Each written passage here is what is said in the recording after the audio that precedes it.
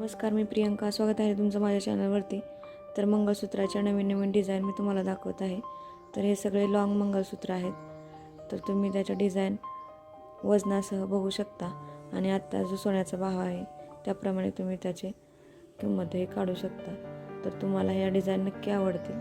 तुम्ही संपूर्ण व्हिडिओ नक्की बघा.